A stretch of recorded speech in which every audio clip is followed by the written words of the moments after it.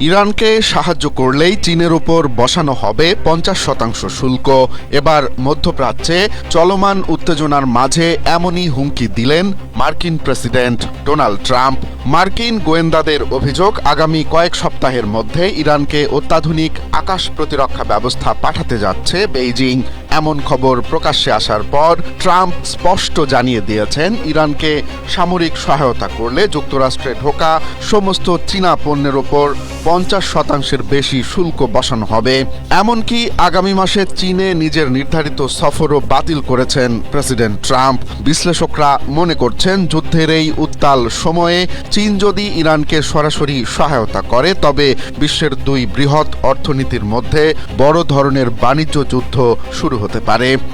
Strawberry super dotted ও classic ভ্যারিয়েন্টে sensation জাগুক শিহরণ।